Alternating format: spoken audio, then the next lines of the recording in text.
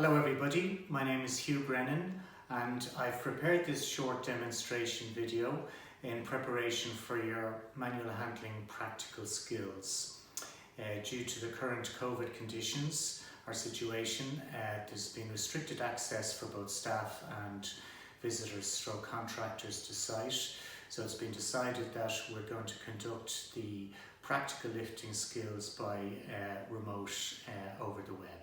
So what I've put together here is a demonstration of the 4 different lifting skills that we want to see you executing, and I'll be critiquing you at the time when we do that live. And this video is just to give you an idea of what is going to be in store for you and obviously what you'll need to have prepared in advance.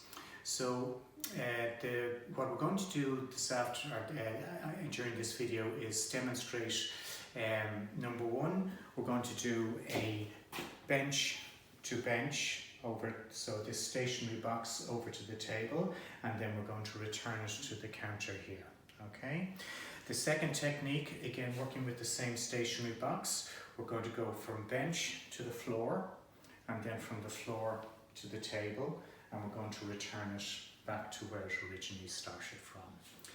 The third activity, we're going to do a push-pull with the trolley, and you can see here I've got a box on the trolley ready to go. And the fourth technique is going to be a team lift. Now, as a lot of you are working remotely, you may not have anybody there to assist you, and again, I don't have anybody here to do the team lift with me, so I just want to talk you through the team lift so that you understand the principles that are involved. And in essence, it's effective communication with the person or people who are going to do the team lift with you, which is critically important. And we'll get into that at the time, but as long as everybody is well informed as to what their individual role is, and that we work as a collective, that is satisfactory then to have demonstrated we've done our team lift.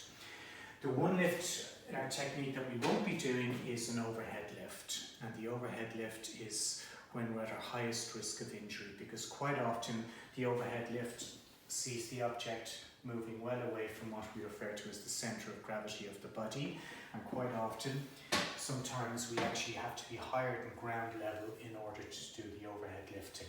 So employers really are not keen on seeing people doing overhead lifting, and it's to be avoided unless it's absolutely necessary. But if it is necessary to do these overhead lifts on occasion, you make sure that you're as well set for success as you possibly can be and minimize the risk of potentially things going wrong, and ensuring that you've got this situation as well set for yourself as you can. So a couple of basic principles in relation to the actual lifting skills. Before we engage in any lifting, pushing, pulling, moving or carrying, we're obliged to do risk assessment. And before we get to the practical element, we will have completed the online theoretical part of the manual handling. So the risk assessment is the individual who's actually going to execute the specific task. And we use a very simple 4-letter word acronym to remind us of the different factors we need to consider for doing any manual handling activity. And that 4-letter word is TILE, T-I-L-E. The T is the task, and I've identified the 4 tasks that I'm going to ask you to execute under observation for me when it comes to the time. So it will be load from bench to floor, then from bench to bench and return, then the load from bench to floor, floor to bench and return. We're going to do a push and a pull on the trolley, and then we're going to do, the last task is going to be the team lift with the table. Okay? The second letter in the acronym is I, and that's for the individual. So you need to satisfy yourself that you're capable of achieving the task in front of you. So again, we would remind people that if they're suffering from any back problems, shoulder, muscular issues with that, we must be very conscious not to go beyond the limitations of what's in front of us. L is the load itself, and the loads I've chosen in this instance, I have a stationary box, and there's about 4 or 5 reams of paper in here. It's symmetrical. There's a bit of weight in it, but nothing too challenging. So again, you will be required to have a load prepared in order to demonstrate your lifting skills at the time you're going to be assessed. The one request I'll make to you is that you don't get an empty box, because empty boxes really lead to poor technique and bad habits forming. And under the QQI FETAC requirement for manual handling, instructors are supposed to challenge their participants without injuring them. So please just remember, for the load you're going to choose, that it needs to be something that has got some degree of weight to get you thinking about your engagement with it.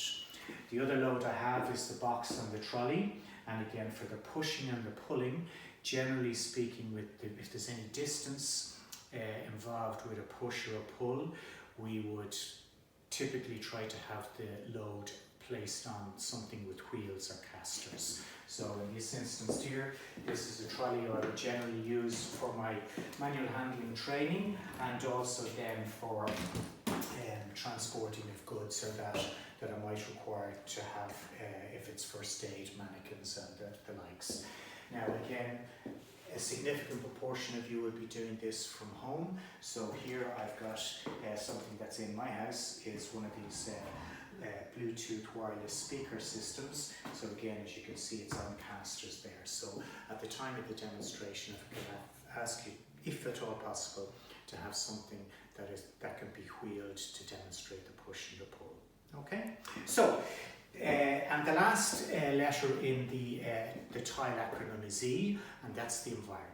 Okay, and the environment means the surroundings in which you have to complete the task. So again, I've cleared the area so there's no obstacles in the way. As you can see, it's a flat tile surface here, and we're going to do all the 4 tasks within this kitchen dining area we have. However, on another occasion, I might decide that this table or something else needs to move out into the patio or the garden, and that would entail going through a door, maybe up or down steps. So again, we need to consider the environment. Is the lighting adequate? Is the surface even or uneven? Cables, wires, trip hazards, anything associated that might compromise the activity when you're actually doing it. So, bearing that in mind, what we know within the practical lifting skills is a couple of key principles in order to make sure that you're properly engaged with the load. So we look at things like the stance we adopt, the grip technique, where we place the load, etc., etc. Now, we break those down into constituent parts in this part of the demonstration. However, when you're actually doing the lifting and pushing, pulling and moving of the load live, we don't need any dialogue back from you, and we don't want you to overthink those specific elements, because all of these manual handling activities with a load should be very fluid and dynamic. There's no need to overanalyze them, and what we find is when people get too concerned about the different elements that are involved, they tend to get stiff, awkward, and the risk of injury increases at that stage. So for the purposes of the 4 different techniques, I am going to talk you through them, highlighting those different elements within what's required, but then straight after that I'm going to demonstrate the techniques live with no breakdown. Okay? So the first of my 4 is I want to move the load here, the stationary box, from this counter over to the table, and then return it from the table to the counter. Okay, so the first thing I get people to consider is the stance they adopt. Okay, and for manual handling, we've got 3 main stances. The best stance we can use for when we're picking up or putting down objects from a counter or a bench, in this instance the table, is a stance which sees our feet roughly shoulder width apart and parallel.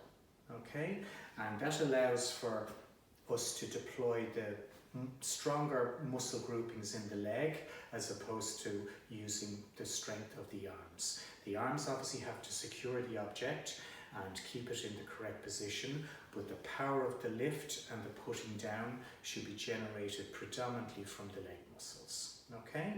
The second stance we adopt is when we're picking up or placing down an object to the floor.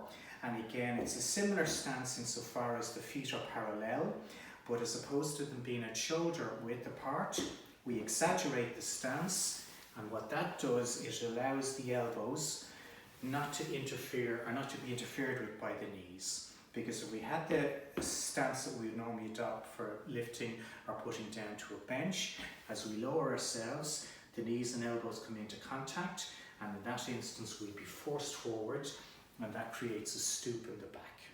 And at all instances, when we're engaged with a load, we're trying to maintain the natural, gentle S-shaped curve that we have in the spine, and that allows the discs in the vertebral column to be evenly spreading the forces that increase when we're pushing, pulling, moving, or carrying. Okay? The grip then is another important aspect of it. And the grip we now encourage people to consider when they're engaged with any loads is what we refer to as the Palmer grip. And the Palmer grip sees a right angle from the fingers to the palm of the hand, okay? Because the natural rested position of the hand, the human hand, is a gentle claw. And while people quite often are tempted to take objects like that, or maybe just the last knuckle joint on the finger when they're gripping, we now know that with injuries where people have lost the grip and control of the object, this Palmer grip technique is one that works particularly well. So making a right angle with the fingers to the palms of the hand. When we've got the object secured, and for the purpose of this manual handling training, we only expect you to be able to deal with the load in your hands. We won't do any shoulders or other techniques. So when a load is in your hands, it is seen that the best positioning for the load is at what we call the center of gravity of the body. And the center of gravity of the body is basically, you can draw an X around the core, and generally what I'd suggest to people is if the object or the load is touching your belly button, you've probably got it in the correct position. If it's very light, you might hold it up a little bit higher. Okay? You tuck the elbows in, take the chin up slightly as you're about to push, pull, move or carry, and again that returns the vertebral column into that natural position. So they're the different elements within effective lifting techniques, okay? However, I don't want you to overthink that. It should be a very fluid motion, but again, as I'm demonstrating the different tasks, I'll be talking you through it and then demonstrating it how it should look live, okay? So, down to task number 1, moving the load from this counter to the table, okay? Now, the load itself is positioned in about 30 centimeters or so from the edge of the counter, and if I tried to lift it directly from where it is, it would force a stoop into my back, and depending on the weight of the object, that could be problematic. So what I want to do initially is I want to pull the object closer to the edge to make the lift a lot easier, okay? And with the pushing or pulling, that's the third foot position I didn't mention to you at the outset, as opposed to the 2 other positions we mentioned being parallel, either shoulder width or wider. The push-pull sees one foot placed in front of the other, and we will also quite often refer to this as the boxer stance. So as a boxer would be in a ring, one foot in front of the other, and on the push you will lean forward and put the weight predominantly onto the front foot. With the pull, you will lean backwards and the weight comes predominantly onto the back foot. So, first of all, we want to pull the load towards ourselves. So I'll get into that boxer stance position, one foot in front of the other, heels flat to the floor. Now I'm a bit high of the object relative to where I want it ultimately to be placed at the center of gravity. So a bend in the knees gets me into a better position. I reach forwards towards the object, and remember this Palmer grip, a right angle with the fingers to the palms of my hand, tuck the elbows in, chin up, and then just slide the object towards the edge of the counter, and the weight transfer has gone from the front to the back foot. Now, at this stage, the load is in the perfect position to be lifted.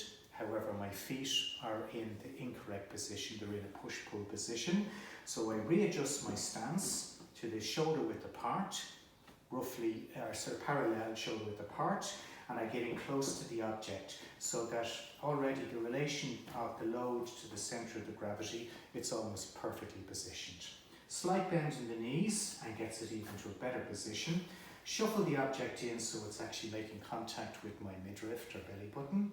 And at this stage, I tend to prefer a diagonal grip technique. So I tend to like one hand up top and then one hand underneath, okay?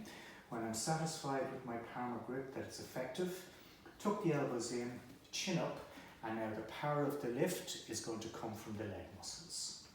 So just straightening up the legs gets the load clear of the counter where it came from, and if I was returning it, placing it down, again it would be the bend in the knees that would achieve the object being lowered. So lift the object, feet turn me in direction of travel. I walk over to the area where I want to place the object down, which is on the table here. And at that stage, I suggest you hover over the landing zone where you want to place it down. And to get the object down, as opposed to using the arms, the knees bend. And basically, once the load is in contact with the table, it's where you want it to be. Allow the object to rest flat on the table, straighten up. And at this stage, we want to move it in from the edge. Now, I would have no difficulty pushing it like this, but if there was a lot more weight, etc. into it, and because the stance we look to adopt for pushing or pulling is this boxer stance, one foot in front of the other, slight bend in the knees, object, chin up, and slide it up. So that's the first task completed, and I've broken it down into the different elements that you need to consider. I'm now going to return the box to the counter here, but I'm going to do it in real time with no discussion. Okay? So again, every task, the tile risk assessment. I've named the task, I'm up to it, I've assessed the load, and I'm free of any obstacles. Okay? So,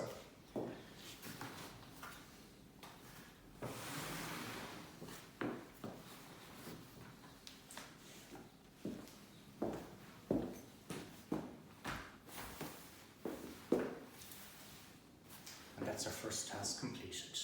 So, second task, this time with the same stationary box, we want to take it from the counter to the floor, and then from the floor to the table. And then we're going to return it in real time.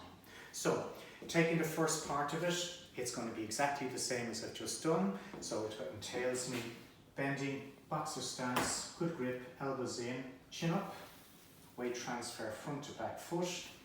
Now the object is in the ideal position for lifting.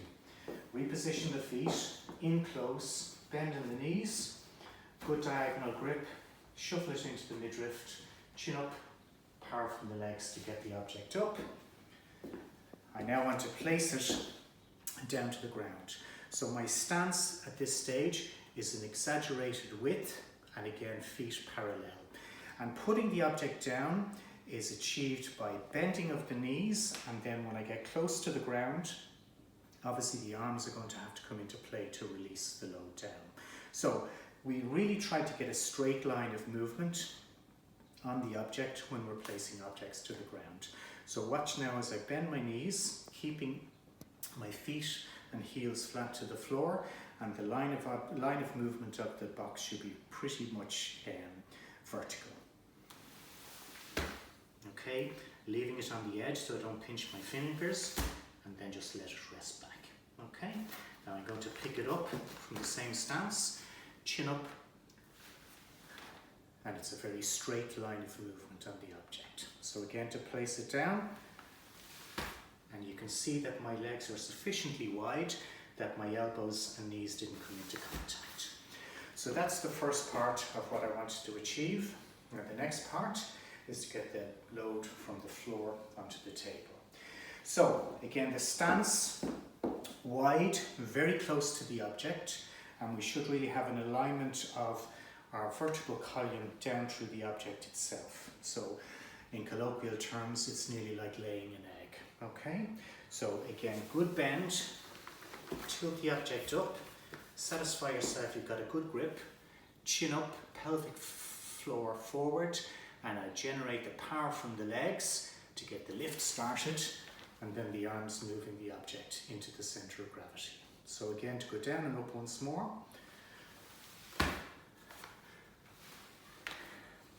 Feet turn in direction of travel, hover over the landing zone, and as we did with the first task, bend down, and object home. Okay, now I'm going to do the reverse in real time with no discussion.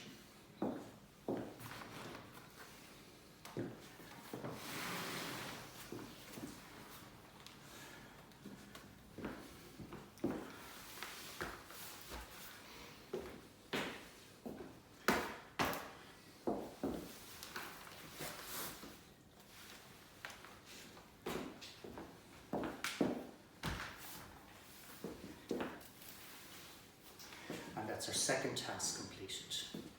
Moving on to the third task, and this is a push-pull, and again, ideally we need to see you with something that got wheels or casters, if you can have that prepared in advance of your skills observation.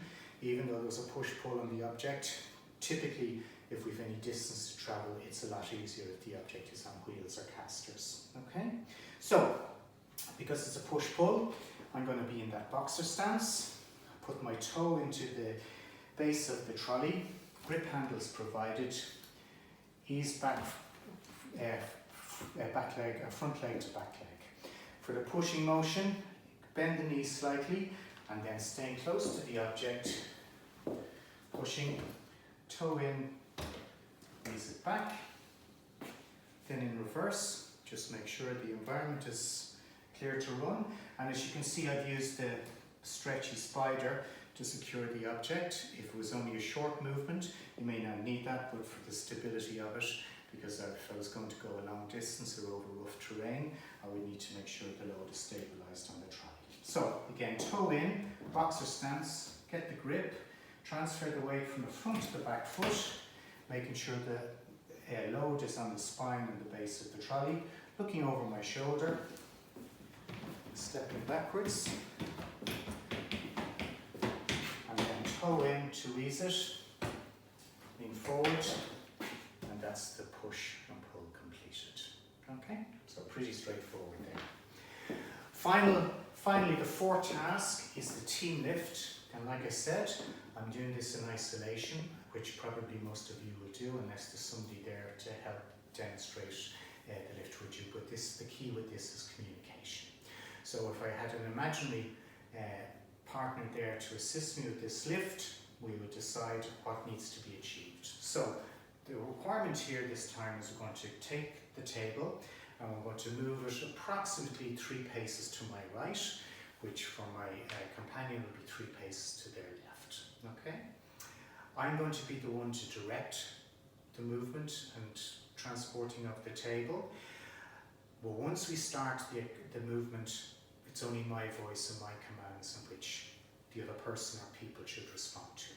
Okay? I'm going to inform my partner, adopt a good stance, bend the knees, get a good grip. When we do the lift, it's going to work in the following count or call sequence. 1, 2, 3, and lift. And we will start the lift on the and lift. Once the object is clear and we're ready to move, it's going to be step right and right and right and stop. And on count of 3, we're going to place the object down. It's going to be 1, 2, 3, and down. Okay? So, just confirm with your other colleague that they're satisfied, that they understand what's to be achieved. And when that's done, we're ready to go. So, get into position, bend the knees, good grip on the object, chin up, pelvic floor forward, and on my count of 3 we'll lift. 1, 2, 3, and lift, and step right and right and right and stop, and on the count of 3 we'll go down. 1, 2, 3, and down. Okay, so that is a team lift. And as you can see there, the techniques don't really change. It's all the same principles of bending the knees, object close to the center of gravity, good grip, getting the vertical column into the right alignment so that the discs are spreading the forces evenly. It's communication which is the key there. Okay, so that concludes the 4 different techniques or tasks that we're going to require you to demonstrate as part of your manual handling practical skills. So obviously I have an assistant here doing the photography work, so you can see what I'm doing. Likewise, when it comes to you, because a lot of you will be working from home, so possibly you'll need somebody there to do the videoing live so you can demonstrate your skills, or you'll need to set up your laptop, or if you've got a golf ball type camera, in such a fashion that I'll be able to get a good visual of the environment and your technique in and around your engagement with the load. So thank you for your attention, and I'll be seeing you at some stage in the near future.